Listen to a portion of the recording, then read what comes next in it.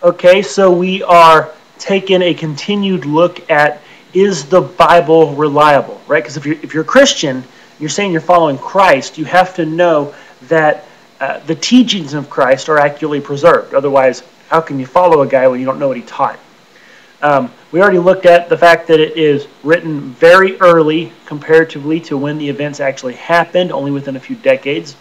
And then it was written by people who either personally knew Jesus or those who studied under the ones who personally knew Jesus. And so it's by people very close to the events, both personally and chronologically within time. And so we continue taking a look at other things that indicate that the Bible is reliable, that it does accurately record the teachings of Jesus, that it is a dependable historical document. One of the things is that the little details are right. Names of cities, names of people, titles of the rulers in different places, customs. A lot of these little background details that set the stage for the events are spot on accurate. And so you kind of get this idea that if they were getting those things wrong, how could you trust them on the big things if they're getting little things wrong like capital cities and who was governor and things like that? But those details are correct in the Bible. We don't find those errors. But then also you have other sorts of little odd historical things that you can look at. First off, if they were making this up, why would every last apostle go to their death defending something that they made up? But none of them, not a single one, actually recants and says, no, we made the whole thing up. They all are willing to die for their faith. Now, people might die for something they think is true, but you're not going to die for something you know is a lie. And so that's strong evidence that at least the people who wrote this, they believed it and they had personal experience that they relied on. And so we can trust that they're not lying to us. They're not trying to purposefully deceive us. Plus also, there's all kinds of embarrassing testimony, all kinds of embarrassing events and details that you don't put into something if you're trying to make yourself look good. The apostles, the disciples, while they're following Jesus, are constantly misunderstanding him and getting things wrong. They're acting like, oh yeah, that's so profound. And they pull him aside and go, Jesus, what are you talking about?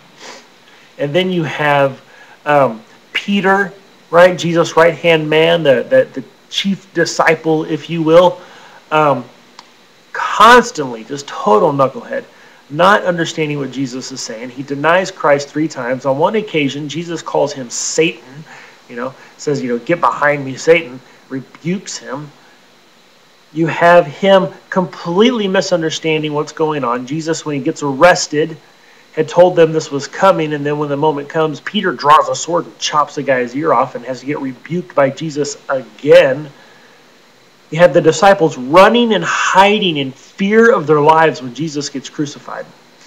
And the women go down and discover the empty tomb.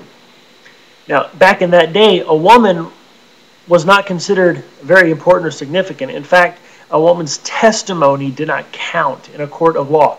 So if you want something very important, as important a central event as the resurrection, why would you have women discover it if you're making it up? You wouldn't. These embarrassing details are in there because they are true.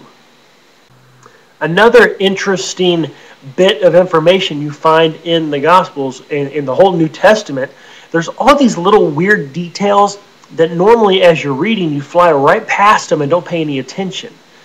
But you pull out little details here and there from different books of the Bible, and they go together to make an overall story, a picture of what's going on that you would not otherwise get.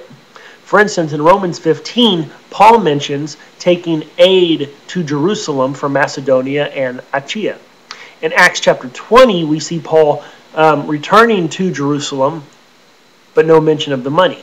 In Acts 24, he's been arrested, he's on trial, and he mentions to the governor, I think it's Felix, that he had come to Jerusalem to bring an offering, a donation, contribution to the poor among his fellow Christians. So where did this money come from that he was bringing to Jerusalem? Well, in 1 Corinthians 16, he mentions a collection from the city of Corinth, which is the capital of Achaia. And then in 2 Corinthians 8 and 9, he talks about the collection from Macedonia.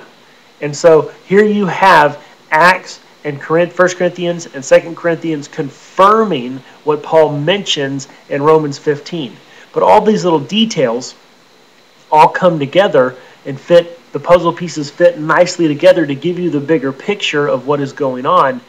And those little types of details would not be in there if they just randomly made this stuff up.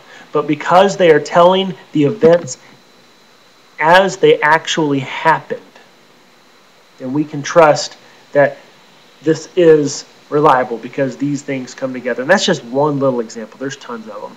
So there's a lot of other evidence. There's a lot of other things that could be said on these specific topics. But I think this is enough to give us a snapshot to show to us that yes, the Bible is accurate.